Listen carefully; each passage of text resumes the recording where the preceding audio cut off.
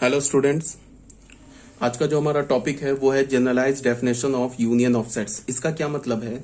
इसको मैंने ऐसे बोला, the union of sets A1 A2 A3 and so on up to infinity is the set of all those elements which are elements of at least one of these sets A1 A2 A3 and so on. इसका क्या मतलब है कि अगर तुम्हारे पास A1 एक set दे रखा है, A2 एक दूसरा सेट दे रखा है, A3 एक तीसरा सेट दे रखा है, ऐसे करके इनफाइनाइट सेट्स दे रखे हैं, ठीक है। उस इनफाइनाइट सेट्स का जो तुम यूनियन लोगे, ठीक है, तो यूनियन जो लोगे तो उस यूनियन का जो एलिमेंट होगा वो एलिमेंट उस इनफाइनाइट सेट्स में से कम एक सेट का होगा, कम से कम एक सेट का होगा। ये तो बिल्कुल ऑब्वियस सी बात है। जैसे कि अगर तुमने मान लो एक सेट ए ले लिया, मान लो -1 ले लिया, 2 ले लिया, 3 ले लिया, 4 ले लिया। एक सेट तुमने बी ले लिया, मान लो 2 ले लिया, -1 ले लिया, 5 ले लिया, 6 ले लिया, ठीक है। एक सेट सी ले लिया, इसको तुमने ऐसे लिख लिया, इसमें 2 है, इसमें मान लो 9 है, 7 है, ठीक है। अब इन तीनों का हमने यूनियन लिया, A union B union C किया, तो हमें क्या मिलेगा? -1 2 3 4, 4 के बाद 5, 5 के बाद 6 7 एंड 9, ठीक है। तो ये हो गया क्या हमारा? A union B union C. अब इस A union B union C में से तुम कोई भी एक एलिमेंट उठाओ। मान लो हमने -1 उठाया, तो -1 क्या है? एलिमेंट है ए का भी, देख लो। -1 जो है वो एलिमेंट है बी का भी, एंड -1 जो है वो एलिमेंट नहीं है सी का। मान लो हमने 2 उठाया, तो 2 एलिमेंट है किसका? यहां से हमने 2 लिया, तो 2 एलिमेंट है ए का, 2 एलिमेंट है बी का, और 2 जो है एलिमेंट है सी का भी, ठीक है। और मान लो हमने सपोज दैट 4 उठा लिया, तो 4 एलिमेंट है ए का, 4 एलिमेंट नहीं है बी का, 4 एलिमेंट नहीं है सी का। तो यहां से हमें क्या पता चल रहा है? यहां से हमें ये पता चल रहा है कि जैसे हमने A union B union C में से हमने कोई भी एक एलिमेंट उठाया, -1 उठाया, तो -1 हमें क्या दिखा कि -1 तो है ए सेट का भी एलिमेंट है, बी सेट का भी एलिमेंट है, 2 सेट का एलिमेंट है, ठीक है। 2 उठाया, तो 2 हमें क्या मिला? 2 जो है हमें ए सेट का भी मिला, बी सेट का भी मिला, सी सेट का भी मिला। और 4 अगर हमने लिया तो हमने 4 क्या देखा कि 4 सिर्फ ए सेट का एलिमेंट है, बी और सी सेट का एलिमेंट नहीं है। तो कहने का क्या मतलब है कि अगर मैंने 3 सेट का यूनियन लिया तो उसके यूनियन में जो एलिमेंट होगा वो एलिमेंट कम से कम एक सेट में होगा, ज्यादा से ज्यादा तीनों सेट में हो सकता है। जैसे देखो हमने 4 उठाया, जैसे तुम 4 उठाया तो 4 जो है सिर्फ एक सेट में प्रेजेंट है। हमने 2 उठाया तो 2 देखो सिर्फ 2 जो है तीनों सेट में प्रेजेंट है। हमने -1 लिया तो -1 2 सेट में प्रेजेंट है, ठीक है। तो हमने क्या बोला कि अगर तुमने 3 सेट का यूनियन लिया तो 3 सेट के यूनियन में जो एलिमेंट होगा वो उस 3 सेट में से कम एक सेट का तो एलिमेंट होगा ही होगा, ठीक है। अगर मान लो कि तुमने 4 सेट उठाया तो 4 सेट का जो यूनियन होगा, उस यूनियन का जो एलिमेंट होगा वो कम से कम उन 4 सेट में से किसी एक सेट का एलिमेंट होगा, कम से कम एक का होगा। ज्यादा से ज्यादा क्या हो सकता है कि वो चारों सेट का एलिमेंट हो सकता है, ठीक है। ये बहुत छोटी सी बात है, इसको मैंने काफी टाइम देके एक्सप्लेन कर दिया। अब देखो ये एक सिंबल है, ये सिंबल, ये तो पहली बात ये के लिखा है, ठीक है। ये सिंबल क्या है कि हमने ऐसे करके लिया, एक बड़ा सा यूनियन का सिंबल लिया, n is equal to 1 to infinity कर दिया, ठीक है। यहाँ पे n का वैल्यू 1 और यहाँ पे क्या डाल दिया? इन्फिनिटी। और यहाँ पे हमने क्या लिखा? an। इसका क्या मतलब है? n का वैल्यू 1 डालो, फिर यूनियन, फिर n का वैल्यू 2 डालो, फिर यूनियन, फिर n का वैल्यू 3 डालो, यूनियन एंड सो ऑन। ये कहां तक जाएगा? इन्फिनाइट तक। मतलब क्या है कि हमारे पास A1 A2 A3 करके इन्फिनाइट सेट्स दे रखे हैं। उस इन्फिनाइट सेट्स के यूनियन को हम कैसे लिखेंगे? शॉर्ट फॉर्म में ऐसे लिखेंगे, ठीक है। इसको तुम चाहो तो सेट बिल्डर फॉर्म में भी लिख सकते हो। सेट बिल्डर फॉर्म में क्या लिखा? The set of all x. इसका क्या मतलब है? सबसे पहले ये क्या लिखा हुआ है? ये इन्फिनाइट सेट्स का यूनियन लिखा हुआ है। पहले तुम ये समझो, ये क्या लिखा है? इन्फिनाइट सेट्स का यूनियन लिखा है। तो इसको हमने सेट बिल्डर फॉर्म में कैसे लिखा? The set of all x such that x belongs to an। X क्या है? an का एलिमेंट है। For at least 1 n belongs to natural number. मतलब क्या है कि ये जो इस सेट जो लेफ्ट हैंड साइड में सेट लिखा है ना, इस सेट का जो यूनियन होगा, इस इन्फिनाइट सेट का जो यूनियन होगा, उसका हमने एक एलिमेंट उठा लिया x, और उस x को क्या बोला कि वो किसका एलिमेंट है? an का एलिमेंट है, ठीक है। और for at least one n belongs to natural number. मतलब क्या है कि जो x होगा वो कम से कम a1 a2 a3 करके अप टू इन्फानाइट जो सेट्स होंगे उसमें से कम एक का एलिमेंट होगा।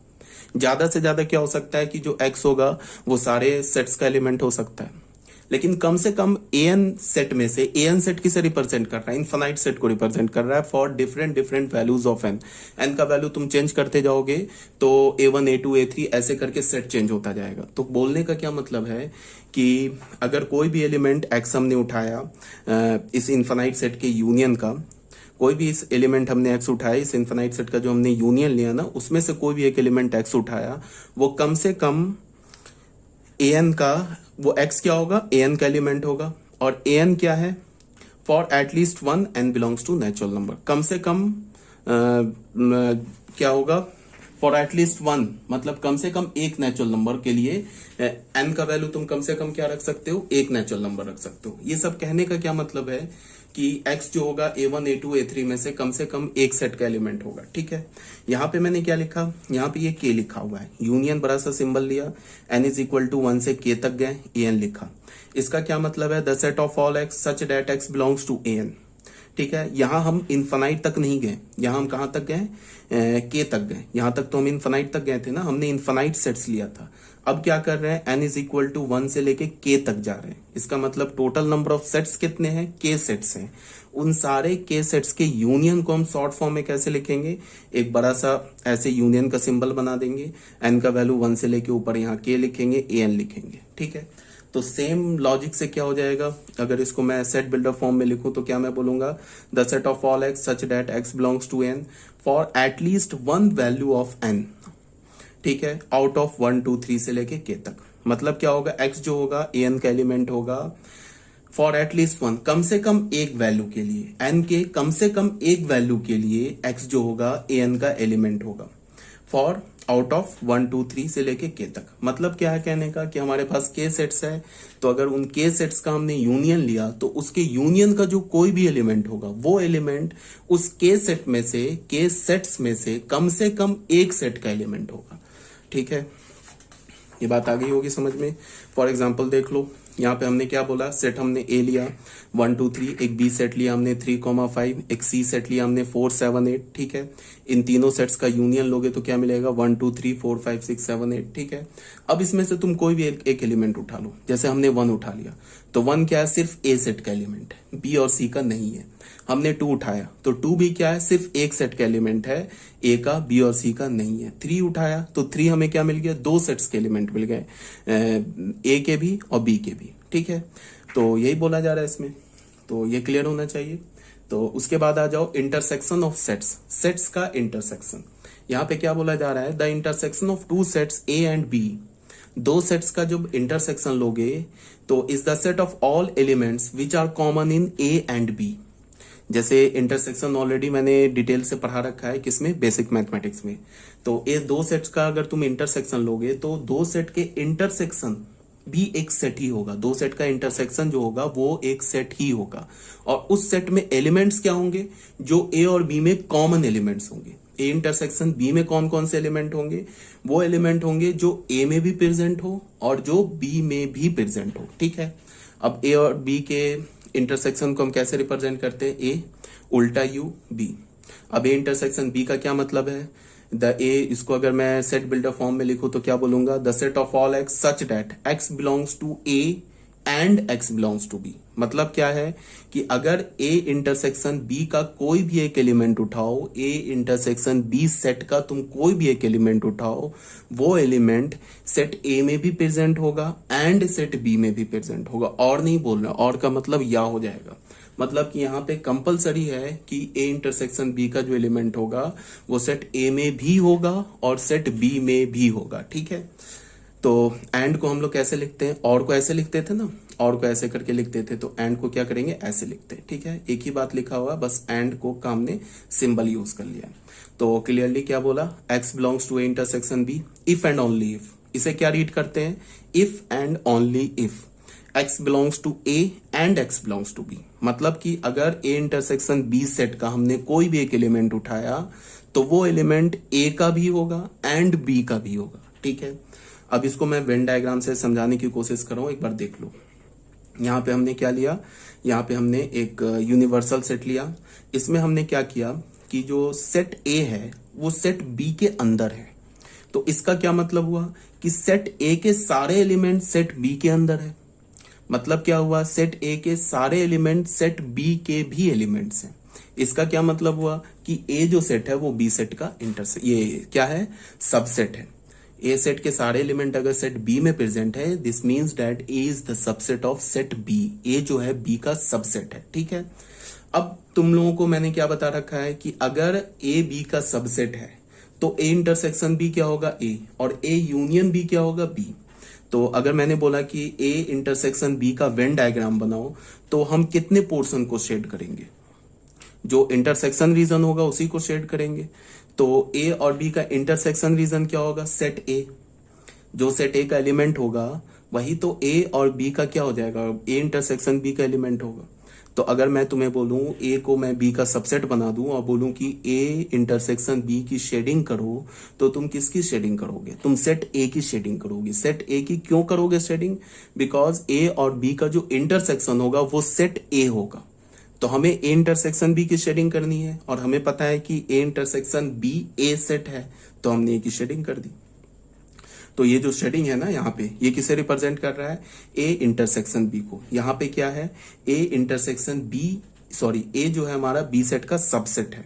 तो ए इंटरसेक्शन बी क्या होगा, सेट ए। तो अगर तुम्हें बोला जा रहा है कि ए इंटरसेक्शन बी की शेडिंग करो, इसका मतलब है कि ए की शेडिंग कर दो, तो कर दी हमने ए की शेडिंग। तो ये हमें क्या रिप्रेजेंट कर रहा है, ए इंटरसेक्शन बी की शेडिंग को रिप्रेजेंट कर रहा है when A is the subset of B, ठीक है। अब दूसरे केस में आ जाओ, जब ए बी का सबसेट नहीं है, ठीक है। तो ए बी का सबसेट नहीं है, इसका क्या मतलब होगा कि ए के कुछ एलिमेंट तो बी में प्रेजेंट होंगे। दो, अगर मैं बोलूं कि ए बी का सबसेट नहीं है तो दो पॉसिबिलिटी हो सकती है। पहली पॉसिबिलिटी क्या, कि ए सेट और बी सेट में कोई भी एलिमेंट आपस में कॉमन नहीं हो। ए सेट और बी सेट में कोई भी एलिमेंट आपस में कॉमन नहीं हो, ठीक है। और एक पॉसिबिलिटी ये हो सकती है कि ए और बी के बीच में कुछ एलिमेंट कॉमन हो, बट ए के सारे एलिमेंट बी में नहीं मिलेंगे और बी के सारे एलिमेंट ए में नहीं मिलेंगे। अगर ए बी का सबसेट नहीं है तो ऐसा हो सकता है ना कि ए के कुछ एलिमेंट तो बी में हो बट ए के सारे एलिमेंट बी में नहीं हो। अगर बी ए का सबसेट नहीं है तो ऐसा हो सकता है ना कि बी के कुछ एलिमेंट सेट ए में तो हो बट बी के सारे एलिमेंट सेट ए में नहीं हो, ठीक है। तो अगर मान लो हमने एक ऐसा केस ले लिया कि when A and B is not the subset of each other, और उसमें भी हमने क्या ले लिया कि ए और बी के बीच में कुछ एलिमेंट कॉमन है बट ए के सारे एलिमेंट बी में प्रेजेंट नहीं है, बट एंड बी के सारे एलिमेंट ए में प्रेजेंट नहीं है, तो भी ए बी का सबसेट नहीं होगा। तो उस केस में क्या होगा, जब ए और बी के में कुछ एलिमेंट्स कॉमन होंगे तो वो क्या होगा, आपस में ओवरलैप करेगा। ये जो ओवरलैपिंग रीजन है ना, ये ओवरलैपिंग रीजन, इस ओवरलैपिंग रीजन में जो भी एलिमेंट्स आएगा वो एलिमेंट सेट ए में भी होगा और वो एलिमेंट सेट बी में भी होगा। समझ रहे हो ना बात को। ओवरलैपिंग रीजन का क्या मतलब हो गया कि ये जो रीजन है ये सेट ए में भी आ रहा है और ये रीजन सेट बी में भी आ रहा है। तो अगर इस ओवरलैपिंग रीजन में कोई एलिमेंट आ रहा है तो वो सेट ए में भी प्रेजेंट है और सेट बी में भी प्रेजेंट है। तो अगर मैं बोलूं कि ए इंटरसेक्शन बी की शेडिंग करो तो हमें कौन सा रीजन शेड करना है, वो रीजन शेड करना है जो ए में भी हो और वो रीजन शेड करना है जो बी में भी हो। तो ए और बी के बीच में कॉमन रीजन क्या है, ये वाला पोर्शन है, तो इसकी हमने शेडिंग कर दी। यहाँ पे क्या है, ए इंटरसेक्शन बी की, यहाँ पे इंटरसेक्शन बी की शेडिंग है when neither A is the subset of B nor B is the subset of A. जब ए भी बी का सबसेट नहीं है, बी भी ए का सबसेट नहीं है, तो ये हो गया ए इंटरसेक्शन बी की शेडिंग। अब बच्चों यहाँ पे आ जाओ, इस केस में भी ए बी का सबसेट नहीं है और बी ए का सबसेट नहीं है। यहाँ पे क्या हो रहा है कि ए का कोई भी एलिमेंट बी में नहीं है और बी का कोई भी एलिमेंट ए में नहीं है। तो अगर ऐसा केस है तो इसे हम क्या बोलेंगे, डिसजॉइंट सेट। इसे क्या बोलेंगे, ज्वाइंट सेट। और इसे क्या बोलेंगे हम, इस केस में ए बी का सबसेट है तो ए जो सेट होगा वो इंटायरली बी के अंदर होगा, इसे हम क्या बोलेंगे, ज्वाइंट सेट। इसे हम क्या बोलेंगे, डिसजॉइंट सेट। इसमें भी ए और बी आपस में एक दूसरे का सबसेट नहीं है, इसमें भी ए और बी आपस में एक दूसरे का सबसेट नहीं है, बट इसमें क्या है कि ए बी का सबसेट है, ठीक है। अगर ए बी का सबसेट है तो फिर बी ए का सबसेट नहीं हो सकता है, ठीक है। तो अब मैं अगर बोलूं कि ए और बी डिसजॉइंट सेट है और अब ए इंटरसेक्शन बी की शेडिंग करो, तो अगर मैंने ए और बी डिसजॉइंट है, इसका मतलब कि ए का कोई भी एलिमेंट बी में प्रेजेंट नहीं है और बी का कोई भी एलिमेंट ए में प्रेजेंट नहीं है, तो इसका ए इंटरसेक्शन बी क्या आएगा? फाई, कुछ भी नहीं आएगा। तो फाई का मतलब क्या होता है? फाई का मतलब होता है नल सेट। फाई का मतलब नल सेट। नल सेट में तो कोई एलिमेंट ही नहीं होता है, तो इसमें कोई शेडिंग नहीं होगा। ठीक है, इसमें कोई भी शेडिंग नहीं होगा। अगर मैं बोलूं कि ऐसे सेट दे के मैं बोलूं कि ए इंटरसेक्शन बी की शेडिंग करो, तो तुम इसको एज इट इज छोड़ दो, यही ए इंटरसेक्शन बी का शेडिंग लिखा हुआ है, ये गिव, यही ए इंटरसेक्शन बी का शेडिंग है। ठीक है, ऐसे ही छोड़ दो। मतलब तुम्हें नल सेट की शेडिंग करनी है और नल सेट में कोई एलिमेंट ही नहीं है। ठीक है, यहां पे हमने इसकी शेडिंग क्यों की? बिकॉज इस रीजन में कोई जो भी एलिमेंट आ रहे हैं ना, वो सारे एलिमेंट ए और बी दोनों में प्रेजेंट है, तो ए इंटरसेक्शन बी की शेडिंग करना है, इसका मतलब इसकी हमने शेडिंग कर दी। अब यहाँ पे कोई रीजन ही नहीं है, यहाँ पे ऐसा कोई रीजन नहीं है जो सेट ए में भी है और सेट बी में भी है, तो कोई रीजन नहीं है, तो हम शेडिंग नहीं करेंगे, ऐसे ही छोड़ देंगे। ठीक है, तो ये हमारा शेडिंग हो गया ए इंटरसेक्शन बी का is equal to 5 when A and B are disjoint sets. ठीक है, ये बात आ रही होगी समझ में। अब बच्चों आ जाओ, एक एग्जांपल ले लेते हैं हम लोग। ठीक है, इसमें हमने क्या बोला? फॉर एग्जांपल ए सेट हमने ले लिया 1 2 3, बी सेट हमने ले लिया 2 1 5 6, बोल रहा है फाइंड ए इंटरसेक्शन बी। तो ए इंटरसेक्शन बी सिंपल सी बात है, कॉमन एलिमेंट क्या है? 1 2, यहाँ क्या है? 1 2, तो हमने ए इंटरसेक्शन बी लिख दिया। अब इसको अगर मैं वेन डायग्राम में बनाना चाहता हूँ 1 2 3 2 1 5 6, एक हमारे पास सेट दे रखा है 1 2 3 और एक सेट दे रखा है बी 2 1 5 6 2 1 5 6। अब मैं बोल रहा हूँ कि ए इंटरसेक्शन बी की शेडिंग करो, तो अगर मैं वेन डायग्राम में दिखाना चाहता हूँ तो ये कैसा सेट होगा? देख लो, ये सेट हो गया ए, ये सेट हो गया बी, ये हो गया यूनिवर्सल सेट। 1 और 2 तो दोनों में कॉमन है, तो यहाँ 1 और 2 आ जाएगा, यहाँ 3 आ जाएगा, यहाँ 5 और 6 आ जाएगा। मतलब एक पॉइंट हमने यहाँ डाल दिया 1 के लिए, एक पॉइंट हमने यहाँ डाल दिया 2 के लिए, एक पॉइंट हमने यहाँ डाल दिया 3 के लिए, एक पॉइंट यहाँ 5 के लिए, एक पॉइंट यहाँ 6 के लिए। अब तुम देख लो, ये सेट ए हो गया, ये सेट बी हो गया। ए में कौन कौन से एलिमेंट प्रेजेंट है? 1 2 3। बी में कौन कौन से एलिमेंट प्रेजेंट है? 1 2 5 6, तो 1 2 5 6। और ये जो 1 2 है, ये ए सेट में भी आ रहा है, 1 2 बी सेट में भी आ रहा है। ठीक है, अब मैं अगर बोलूं कि ए इंटरसेक्शन बी की शेडिंग करो, तो ये रीजन कैसे शेडिंग कर दोगे तुम? तो ये इंटरसेक्शन बी की शेडिंग होगी। यूनिवर्सल सेट है, मान लो एस हमने ले लिया ऐसे, 1 2 से लेके 10 तक ले लिया हमने। ऐसा हमने क्या ले लिया? 1 2 से लेकर 10 तक। तो 1 2 3, एक 4 नहीं लिया हमने, तो 4 यहाँ आ जाएगा, 5 यहाँ आ जाएगा, 6 आ गया इधर। 1 2 3 4 5 की जरूरत नहीं है, इसे 6 बना लो, 6 की भी जरूरत नहीं है, इसको हटा दो। यहाँ 7 बना लो, यहाँ 8 बना लो, यहाँ 9 बना लो, यहाँ 10 बना लो। अगर हमने यूनिवर्सल सेट 1 से लेकर 10 तक लिया, तो अब ये देखो, ये परफेक्ट फिगर है। देख लो, यूनिवर्सल सेट में देख लो, 1 से लेकर 10 तक सारे एलिमेंट आ गए, इसी रेक्टेंगल के अंदर है ना 1 से लेकर 10 तक, तो ये यूनिवर्सल सेट हो गया। अब इसमें सेट ए क्या है? 1 2 3, तो देख लो ए में 1 2 3 है। बी में क्या है? 2 1 5 6, तो देख लो 2 1 5 6 सेट बी में भी है। और ए इंटरसेक्शन बी क्या? 1 2। अब मैंने बोला है कि ए इंटरसेक्शन बी की शेडिंग करनी है तुम्हें, तो इसका मतलब कि ये हमारा इंटरसेक्शन बी। ठीक है, तो हमने इसकी शेडिंग कर दी। तो ये जो शेडिंग है, ये किसकी शेडिंग है? ए इंटरसेक्शन बी की है। ठीक है, क्लियर होना चाहिए। तो ये हमारा हो गया पेज नंबर 23। अब बच्चों आ जाओ, इसमें नोट कुछ लिखा हुआ है। नोट में क्या है? If A is the subset of B, अगर ए बी का सबसेट होगा, then A intersection B is equal to A. ये ऑलरेडी बताया जा चुका है। ठीक है, कई बार बोल चुका हूं कि अगर ए बी का सबसेट होगा तो A intersection B is set A and A union B is set B. ठीक है, तो यहाँ पे अब सेकंड नोट में आ जाओ। अगर x मैंने बोला ए इंटरसेक्शन बी का सबसेट, ये सॉरी ए इंटरसेक्शन बी का एलिमेंट नहीं है, क्या मैं बोल रहा हूं कि जो x है वो ए इंटरसेक्शन बी का एलिमेंट नहीं है। इसका ये मतलब है कि जो x है वो a का भी एलिमेंट नहीं है एंड b का भी एलिमेंट नहीं है।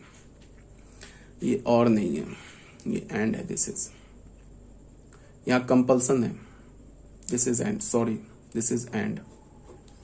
मतलब कि अगर मैंने बोला कि तुम्हें x जो है वो ए इंटरसेक्शन b का एलिमेंट नहीं है, not this is not and, और सॉरी दिस इज और, सही लिखा है और, ये बच्चों सॉरी और लिखा है सही। ठीक है, इसका मतलब क्या है कि अगर मैंने बोला कि x ए इंटरसेक्शन b का एलिमेंट नहीं है, इसका क्या मतलब है? x a का एलिमेंट नहीं है और x b का एलिमेंट नहीं है। बीच में यहाँ पे क्या है? और, एंड नहीं होगा एंड। ठीक है, मैंने गलती से एंड बोल दिया, बट एंड नहीं है, यहाँ पे और है। और क्यों है वो तुम ऐसे देख लो। मान लो मैंने एक सेट ए ले लिया, 1 2 3 ले लिया, एक सेट बी ले लिया, हमने 2 3 4 ले लिया। ए इंटरसेक्शन बी क्या है हमारा?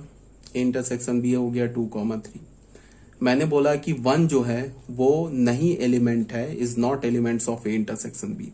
अगर मैंने ऐसा बोला तो यहाँ पे क्या है, मैं क्या बोल सकता हूं कि 1 ए का एलिमेंट नहीं है और बी का भी एलिमेंट नहीं है, और एंड बोल देंगे तब गलत हो जाएगा। अगर मैंने बोला कि 1 is not element of A and 1 is not element of B, अगर मैंने ऐसा बोल दिया तो फिर ये गलत हो गया। क्यों स्टेटमेंट गलत हो गया? कि ए इंटरसेक्शन बी का एलिमेंट नहीं है, तो यहां पे क्या मैंने बोल दिया कि 1 ए का भी एलिमेंट नहीं है एंड बी का भी एलिमेंट नहीं है। तो ये क्यों गलत हो गया? कि बिकॉज 1 तो एलिमेंट है ना ए का, देख लो ना, ए इंटरसेक्शन बी में भले ही 1 नहीं है बट ए में तो है 1। आ रही बात समझ में? तो मैं अगर ऐसे बोलूं कि 1 एलिमेंट नहीं होगा ए का और 1 एलिमेंट नहीं होगा बी का, तो फिर ये करेक्ट स्टेटमेंट है। क्यों ये करेक्ट स्टेटमेंट है?